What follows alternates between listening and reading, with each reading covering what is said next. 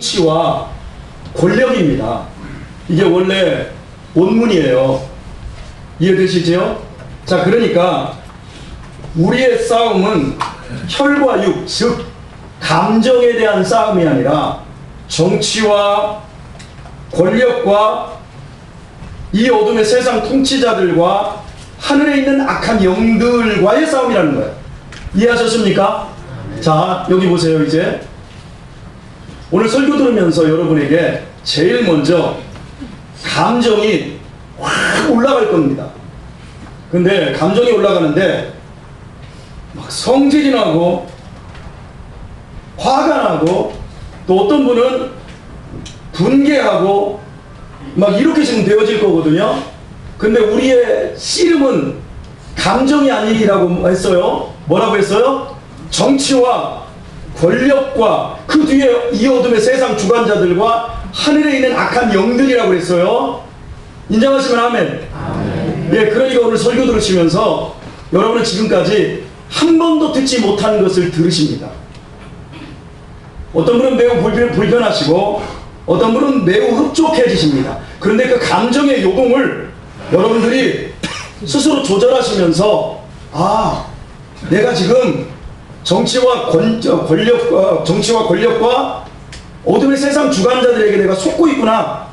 여러분 속지도 마시고 흔들리지도 마십시오. 그리고 설교를 끝까지 들으십시오. 아멘. 예, 부탁드리겠습니다. 오늘 핍박이라고 하는 주제로 설교를 하게 되었습니다. 이 설교 준비하면서 한 3주 동안 너무 고민했습니다. 이걸 설교를 해야 되는가 말아야 되는가.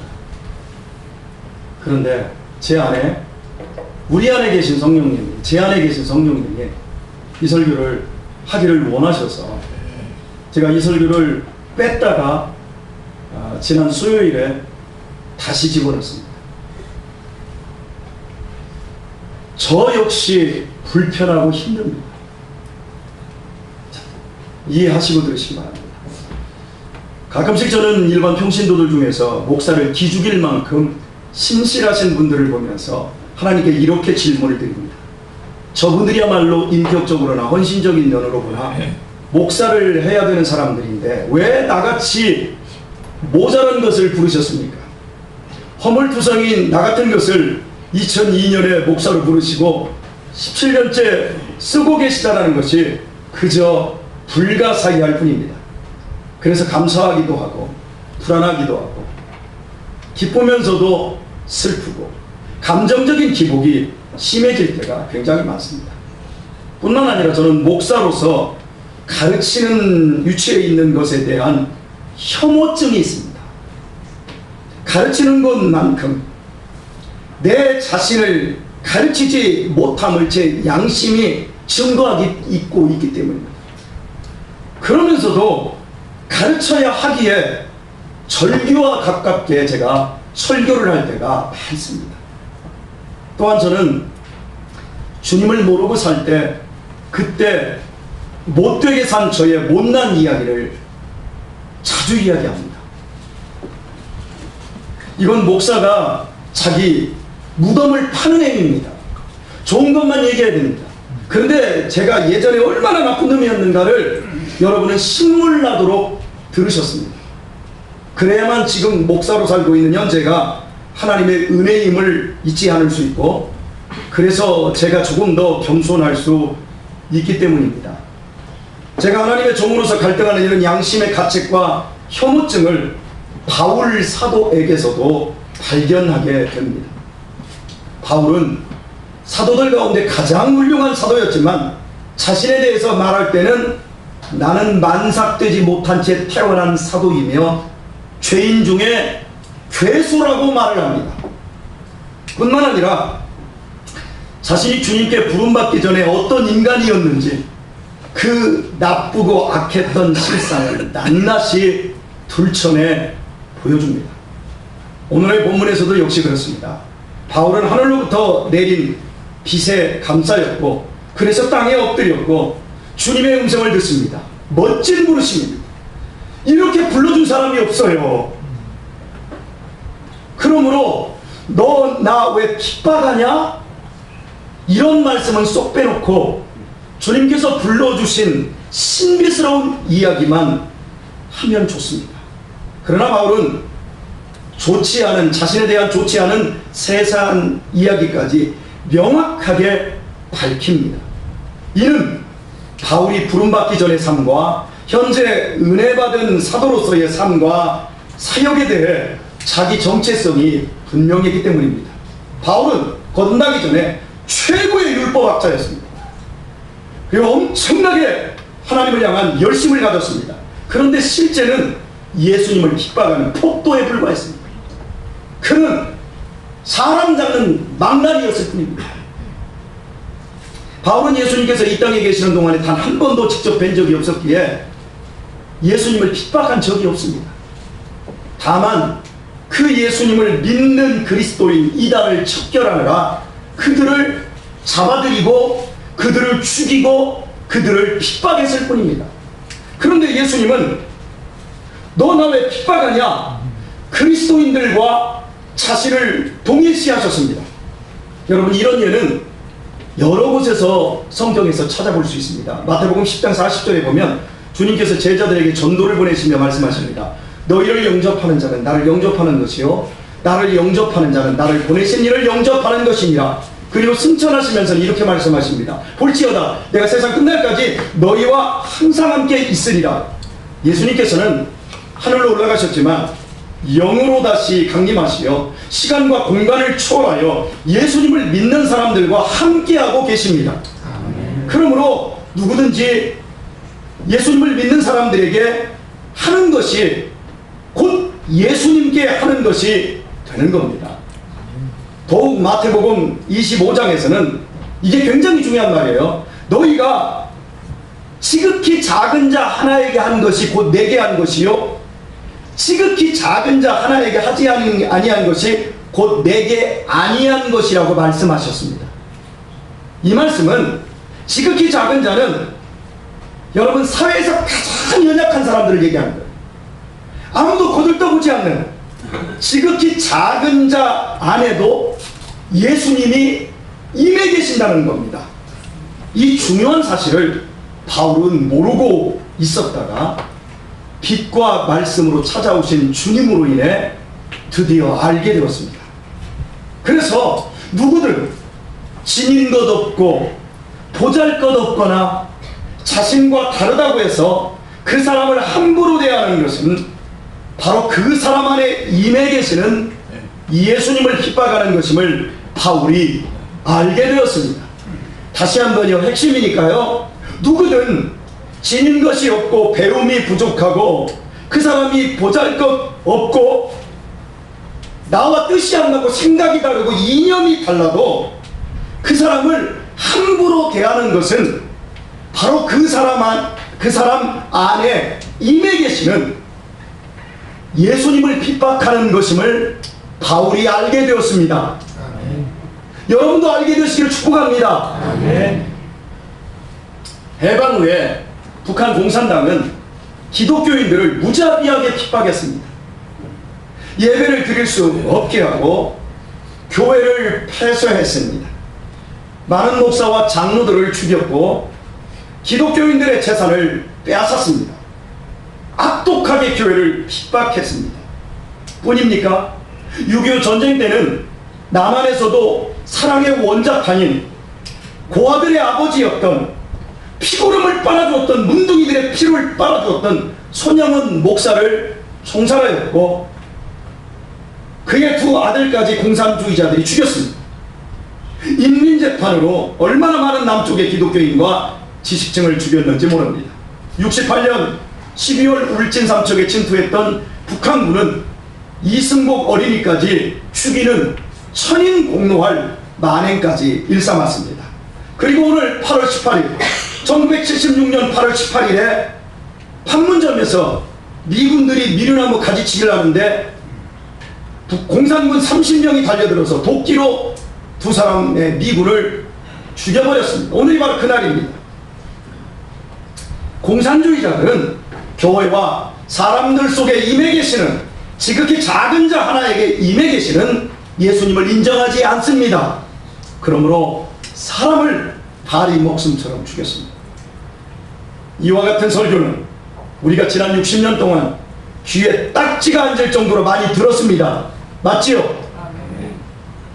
이제 저는 오늘의 말씀과 연결하여 바울이 자기도 모르게 하나님을 믿는 그리스도인들을 핍박하고 죽였던 것처럼 오늘의 말씀과 연결하여 우리 대한민국에서 일어난 아픈 현대사를 생각하고자 합니다.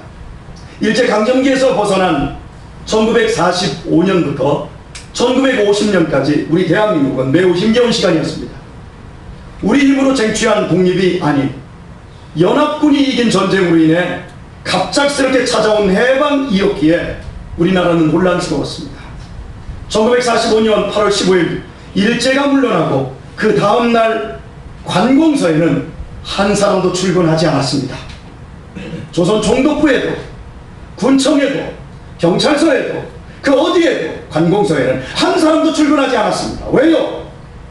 일제에 빌붙어 있었던 사람들은 모두 두려움에 떨고 있었습니다.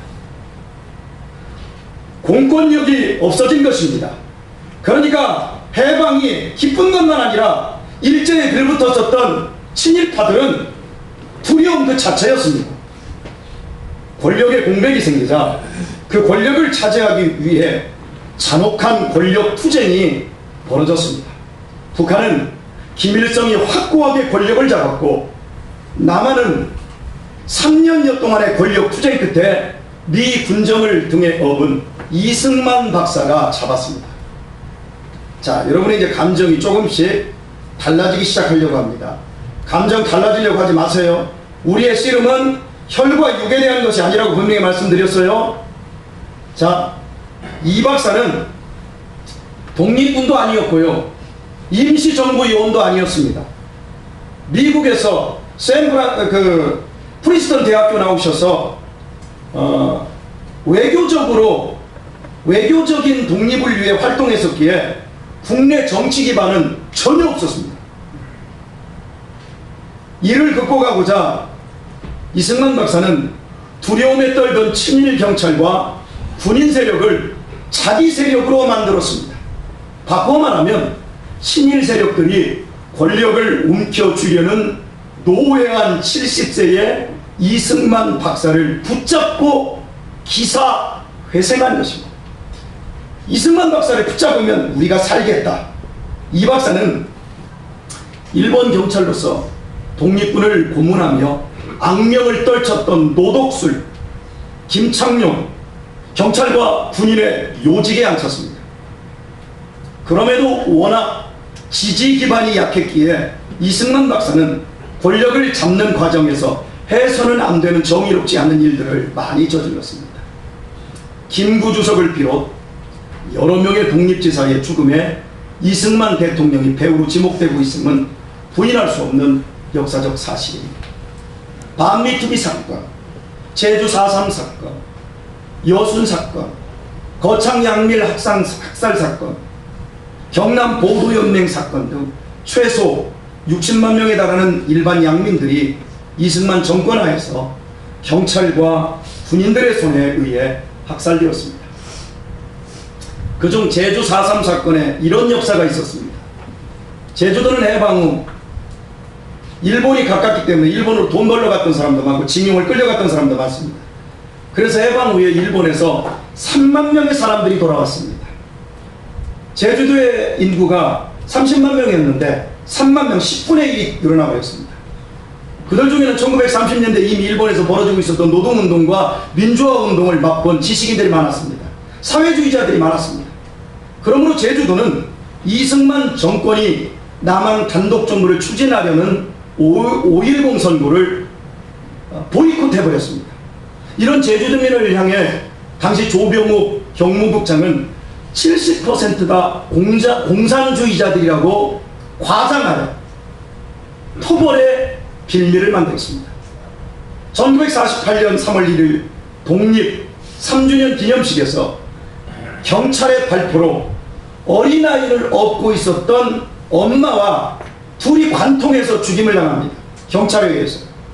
이것을 시작으로 제주도민이 골기했고 군경의 무차별 토별로 인해 참다 못한 제주시민 350명이 살기 위해 경찰서를 습격하여 무장을 하는 계기가 만들어집니다.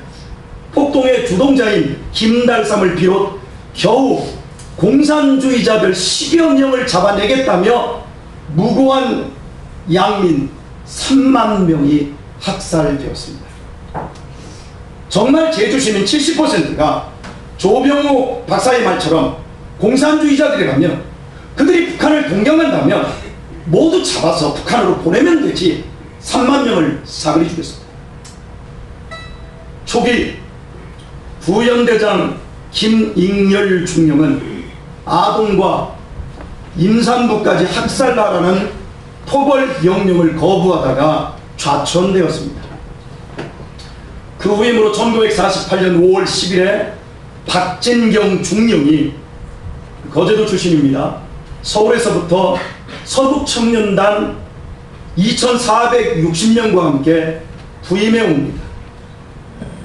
서북청년단은 우리나라 서북지역인 황해도 평안남북도에서 공산주의 박해로 인해 모든 것을 잃고 월남한 사람들이었습니다. 북한 공산당에게 재산을 빼앗기고 심지어 부모 형제가 죽임당하고 남으로 피난해온 그들이 얼마나 공산당을 증오했겠습니까? 공산주의라면 일을 가는 이 사람들을 5일간 사격훈련을 시킨 뒤에 경찰과 군인복을 입혀서 계급장 하나씩 붙여서 제주도로 내려보냈습니다. 중요한 것은 그들에게 총만 쥐어주고 월급은 주지 않았습니다. 그 이유가 무엇이겠습니까? 빼앗아서 먹고 가지라는 암묵적 짓이었습니다. 김익렬 중령의 후임으로 온 부연대장 박진경 중령의 취임사는 이러했습니다. 우리나라의 독립을 반대하는 제주 30만 명을 모두 죽여도 좋다. 그리고 특명은 이러했습니다. 작전구역의 민간인 통행자는 이유를 불문하고 사살, 무장대의 거점이 될 만한 가옥은 전부 소각하라. 이 작전은 과거 일본군이 만주에서 우리 독립군을 잡기 위해 양민과 폭도를 구분치 않고 벌였던 청야 작전이었습니다. 이 작전을 박진경 중령이 어떻게 쓴 것일까요? 그가 바로 독립군을 잡던 일본군 장교였기 때문입니다. 자국민을 상대로 하는 군과 경찰의 개입은 진압이어야 합니다. 최소한의 피해를 입지 않게 하는 것입니다. 그러나 토벌이라는 말은 싹죽이라는 말이죠. 어찌 자국민을 향해 군인에게 이런 무서운 명령을 내릴 수 있을까? 전쟁 중 적의 국민을 향해서도 이런 명령을 내리는 것은 지탄받을 전쟁의 범죄입니다. 이 무자비한 지휘관과 월급도 없이 싸워야 할 공산주의라고 하면 이빨을 간 반공주의 청년들은 한 달 만에 5,000명을 죽이는 공을 세웠습니다.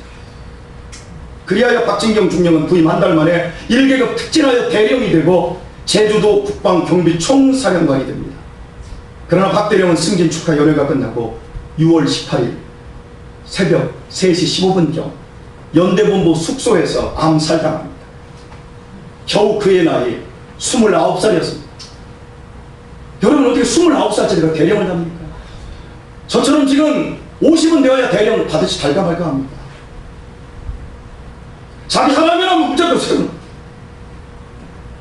그를 암살한 사람들은 그의 직속 부하들 40여 명이 연루되어 있었습니다. 부연대 소속 3중대 중대장인 문상길 중위와 손선우 특무상사가 주범이었습니다. 그들이 상사를 살해하면 총살령인데 왜 그랬을까요? 그들이 공산주의자들이었고 아니면 공산주의와 내통했기 때문일까요? 그럼 암살 후 도망치든가 아니면 공비가 되든가 해야 하는데 그들은 그 자리에서 스스로 모두 잡혔습니다. 군법정에서 손선우 특무상사의 살해 증언록을 들여다보면 왜 상사를 죽였는지 그 의문을 풀 수 있습니다. 화북지역에서 박진경 대령이 죽은 아버지 곁에서 울던 5살의 아이 머리를 총으로 쏘는 것을 보면서 군인으로서 양심을 지키고자 상관을 죽일 수밖에 없었다. 이승북의 입을 찢어 죽인 공산당이나 육군 우리 대령이나 아이를 죽인 건 똑같더란 말이야. 군인은 명령에 살고 명령에 죽습니다. 그렇다 할지라도 양민과 폭도를 구분치 않고 특히 어린아이와 임산부까지 무조건 죽이라는 불의한 명령을 하달받았을 때 과연 군인은 어떻게 해야 할까요? 저는 여러분 각자의 정치적 입장이 다른 줄 잘 알고 있습니다. 그래서 제가 갈등했습니다. 그럼에도 오늘의 본문과 연결하여 왜 이런 불편한 것을 설교 예화로 여러분에게 쓰는 줄 아십니까? 지금도 이 싸움을 우리가 하고 있기 때문에 그렇습니다. 박진경 대령은 우리와 같은 크리스찬이었기 때문이며 그의 수하들인 서북청년단 역시도 대부분 크리스찬들이었기 때문입니다. 그들이 벌이는 군사작전을 위해 그들의 부모와 처자식과 형제와 교회들이 하나님께 얼마나 열심히 기도했겠습니까? 만행적인 토벌로 어린아이와 임산부까지 죽이면서도 그것이 하나님의 영광을 위한 일이라 생각하지 않았겠습니까? 더욱 박진경 대령을 죽인 22살의 문상길 중위 역시 크리스찬이었습니다. 같은 크리스찬이 크리스찬 상관을 죽인 것입니다. 사형이 구형되기 전 군사재판에서 문중위의 최후 진술을 잃었습니다. 한자도 틀리지 않게 그 진술문을 그대로 제가 옮겨보겠습니다. 우리가 군인으로서 직속 상관을 살해하고 살 수 있으리라고 생각하지 않았다. 죽음을 결심하고 행동한 것이다. 재판장이야 전 법관도 모두 우리 민족이기에 우리가 민족 반역자를 처형한 것에 대하여서는 공감을 가질 줄로 한다. 우리에게 총살령을 선고하는 데 대하여 민족적인 양심으로 대단히 고민할 것이다. 그러나 그런 고민은 할 필요가 없다. 이 법정에 대하여 우리는 조금 더 원한을 가지지 않는다. 안심하기 바란다. 박진경 연대장은 먼저 저 세상으로 갔고 수일 후에 우리가 간다. 그리고 재판장 이하 저놈도 저 세상에 갈 것이다. 그러면 우리와 박진경 연대장과 이 자리에 참석한 모든 사람들이 저 세상 하나님 앞에서 만나게 될 것이다. 이 인간의 법정은 공평하지 못해도 하나님의 법정은 절대로 공평하다. 그러니 재판장은 장차 하나님의 법정에서 다시 재판하여 주기를 부탁한다. 결국 그에게 사형 연도되었고 1948년 9월 23일 하루 3시 5분 수색의 산기슭에서 총살되었습니다. 양민들까지 무자비하게 토벌한 박진경 대령도 크리스찬이었고 상관을 죽인 문상길 중위도 크리스찬이었습니다. 두 사람 모두 교회에 가면 여러분처럼 경건하게 앉아서 예배를 드렸을 것이고 여러분들처럼 식사할 때마다 기도했을 것입니다. 누가 진짜 크리스찬입니까? 과연 누가 천국에 갔을까요? 우리는 알 수 없습니다. 은혜로 가니까요. 다만 우리가 누구처럼 살아야 한다는 것만은 분명합니다. 나의 성공을 위해서 사람들을 무자비하게 죽여서는 안 된다는 것입니다. 약한 자와 자신을 동일시하시는 예수님이 그들 속에 함께 하시기에 그들을 죽이는 것은 예수님을 죽이는 것이기 때문입니다. 차라리 내 목숨을 버릴지언정 죄 없는 사육을 멈추게 하는 것이 참된 크리스찬의 삶이라는 사실만큼은 분명합니다. 주 286년 스위스의 당 뒤 미디에 있는 론 계곡에 주둔해 있던 로마군 모리스 사령관에게 특별 명령이 떨어집니다. 기독교인들을 색출하여 모두 학살하라. 로마 황제 디오클레티안과 원로원은 기독교를 핍박하는 자들이었지만 이 명령을 받은 모리스 사령관은 기독교인이었습니다. 그가 어떻게 해야 되겠습니까? 기독교인을 핍박하는 인물을 완수하면 그의 출세는 보장될 것이지만 명령을 거부한다면 그의 출세는 물론 생명도 끝장입니다. 디오클레티안은 바로 이 모리스 사령관을 시험한 것입니다. 사령관 모리스는 부관을 부릅니다. 그리고 회의를 소집합니다. 그리고 그 자리에서 부사령관에게 자신의 모든 권력을 넘겨주고 그리고 이 그리스도인들을 색출하여 죽이라는 학살 명령서를 그에게 넘겨줍니다. 그리고 내가 크리스찬이다. 그리고 자신을 묻게 한 후 가장 먼저 교수대에 올라 순교를 하게 됩니다. 그리하여 모리스 사령관은 군인으로서 국가의 명령에 복종하면서도 크리스찬으로서의 양심과 신앙을 지킬 수 있었습니다. 오늘 한국 현대사를 통해 우리 기독교의 뼈아픈 이야기를 하는 이유는 과거를 들춰내어 누구를 미워하고 단죄하자는 것이 아닙니다. 우리만큼은 더 이상 속지 말자는 겁니다. 뭐예요? 우리의 씨름은 감정싸움이 아니라 정치와 권력과 이 어둠의 세상 주관자들과 하늘에 있는 악한 영들에게 대항이라 그랬습니다. 더 이상 속지 말자는 겁니다. 역사 속에서 항상 권력을 잡고 권력을 유지하려는 자들은 순수하고 착한 교회와 성도들을 꼭두각시로 만들어 이용해 먹었습니다. 중세의 권력자들이 종교와 결탁하여 얼마나 많은 마녀사냥으로 약한 자들을 핍박했습니다. 천주교회가 하나님의 영광이라는 말로 프로테스탄트 우리 개신교인들을 얼마나 많이 핍박하고 죽였습니까?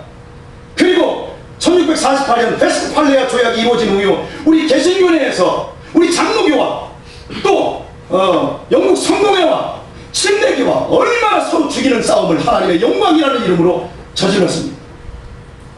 우리가 신봉하는 칼빈도 제네바에서 4년 동안 시장하면서 58명을 죽였습니다. 우리가 그런 것들은 다 역사로 덮어놓고 다 감상적인 좋은 것들만 얘기를 하지요. 유럽의 제국주의 기독교 국가들이잖아요. 여러 나라들이 신앙을 앞세워 아프리카와 아시아와 남아메리카를 식민지로 삼고 얼마나 핍박했습니까? 그러나 그들은 일말의 양심의 가책 없이 그렇게 하는 것을 하나님의 영광으로 알았습니다. 누구처럼요? 바울처럼요. 부름받기 전에 바울처럼 모두 속은 것입니다. 살펴본 것처럼 해방 후 지금까지 우리 한국교회는 정치와 권력과 이 어둠의 세상 통치자들과 악한 영들에 의해 이용당했습니다. 그래서 형제가 형제를 죽이는 동족 상장과 크리스찬들끼리 서로 죽이며 우리 안에 임해 계신 주님을 핍박했던 것입니다. 성경이 분명히 밝히고 있지 않습니까? 우리의 싸움은 혈과 육에 대한 감정 싸움이 아니라 정치와 권력 싸움이라고요. 그리고 그 뒤에는 이 어둠의 세상 통치자들과 악한 영들이 있다고 말하지 않습니까? 그런데 크리스찬들이 속아 넘어갑니다. 속으면 하나님의 영광을 위한다는 명분으로 결국 예수님을 핍박하게 되는데도 지금도 많은 크리스찬들이 여기에 속아 넘어갔습니다. 어떤 목사님들은 자신이 보수라고 당당히 말합니다. 안 됩니다. 그럼 진보적 사람들 속에 임해 계신 주님을 핍박하게 됩니다. 보수가 또 기독교가 아니에요. 기독교는 보수가 아니에요.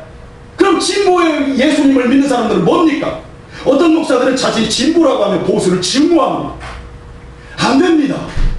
그럼 보수적 사람들 속에 임해 계신 주님을 결국 핍박하게 됩니다. 이 어둠의 세상 통치자와 악한 영에게 속는 일입니다. 저는 목사로서 보수도 진보도 아닙니다. 보수인 사람에게는 그 보수인 사람을 얻기 위해 저는 그 사람을 동조해 줍니다.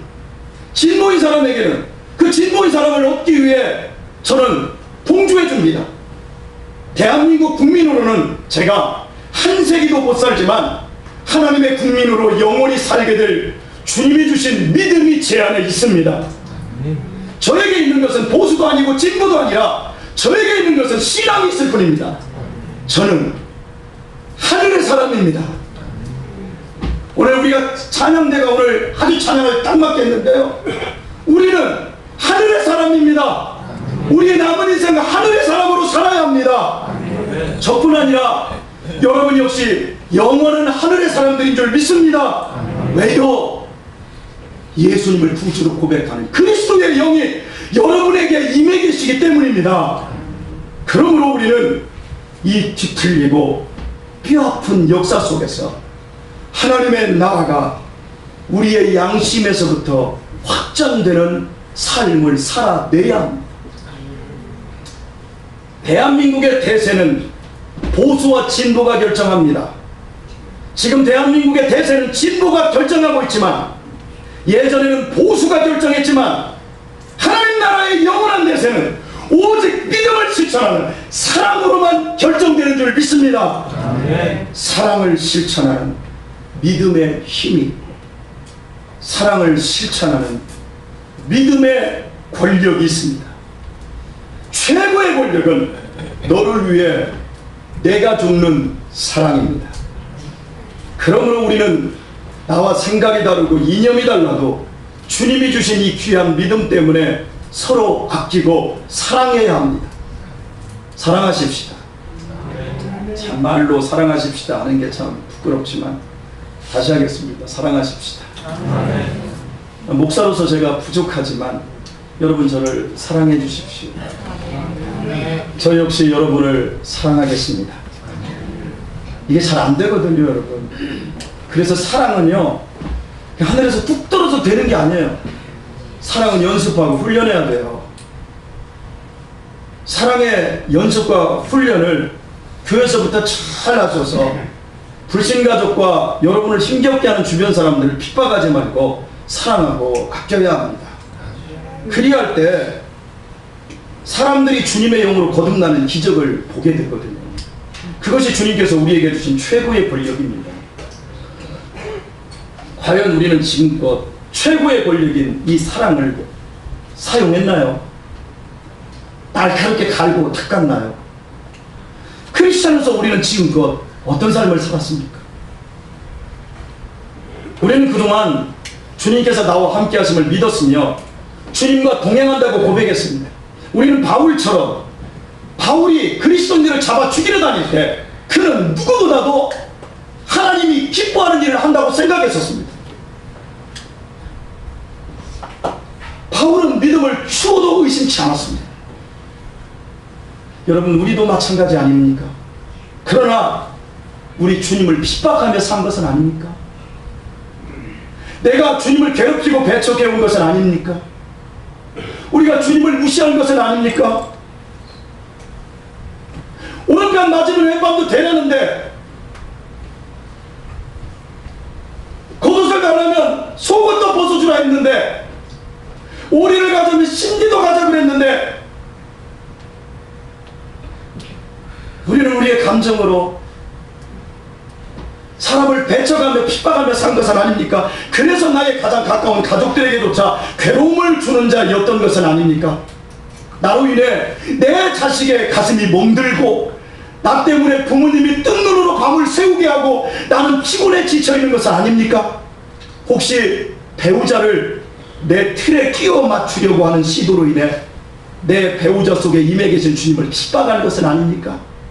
내 자식을 마치 내 소유물인 양 내 대리만족을 위해 탁당하며 내 자식 속에 임해 계신 그 주님을 핍박하는 것은 아닙니까?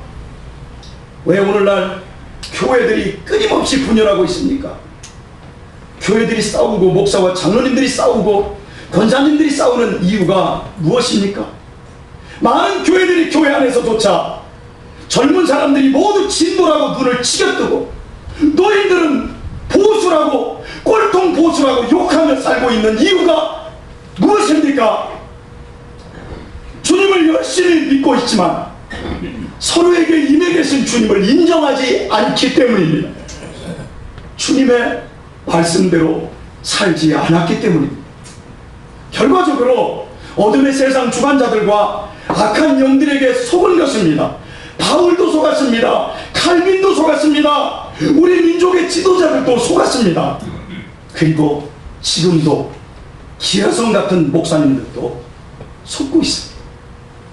그렇다면 여러분, 우리 같은 사람들이야 말해 무엇하겠습니까?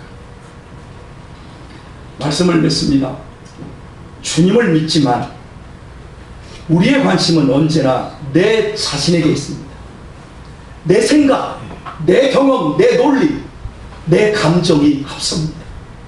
그리하여 내가 주님을 핍박했고, 내가 주님을 괴롭혔고, 내가 주님을 배척했고, 내가 주님을 경홀히 여겼고, 내가 주님께 고통만 드려왔습니다. 그러고도 나는 주님을 사랑하노라 착각하는 무지에 빠져 있는지도 모릅니다. 사랑하는 교우 여러분, 여러분 마음에 미움과 증오를 지워버리십시오. 천국에 들어가는 사람은 미움과 증오를 가지고는 들어갈 수 없습니다.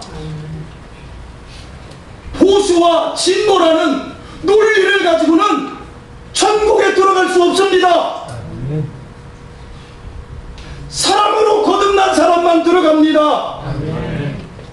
내 생각, 내 논리 내세우지 마십시오. 정말 내세우고 싶으면 사랑을 내세우십시오. 정말 보여주고 싶으면 사랑을 보이십시오. 우리가 내세우고 보일 것은 내가 성화되고 내가 인생 동안 분투하여 세운 사랑만 있을 뿐입니다. 어떤 경우에도 사람을 사랑하는 것만이 그들 속에 임해 계시는 주님을 사랑하는 것임을 잊지 마십시오. 우리는 예수님이 스데반이 모리스 사령관이 살았던 그 삶을 살고 죽었던 그 죽음을 선택해야 합니다.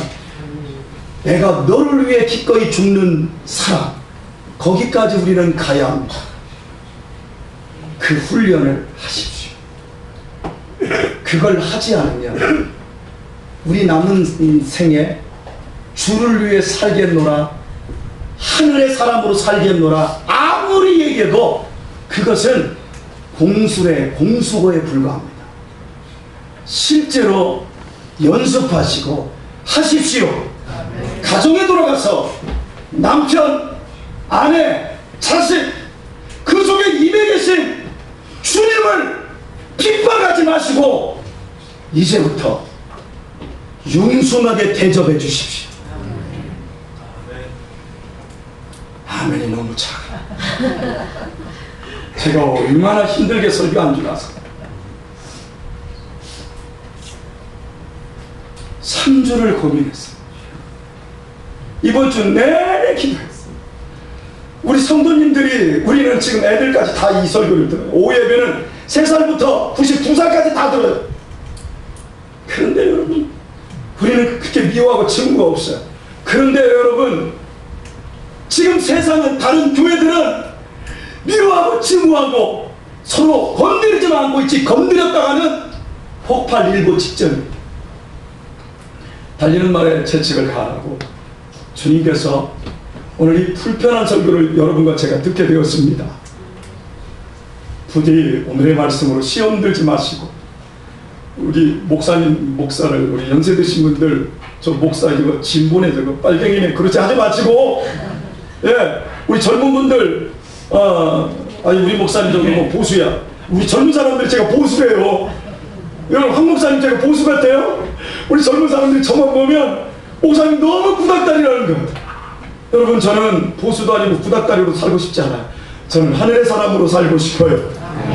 우리 부디 오늘의 말씀이 우리에게 시험이 아니라 빛이 되고 지팡이가 되어 하늘의 사람으로 남은 삶이 더 건강하고 복될 수 있기를 주의 이름으로 축원합니다. 우리 찬양하겠습니다.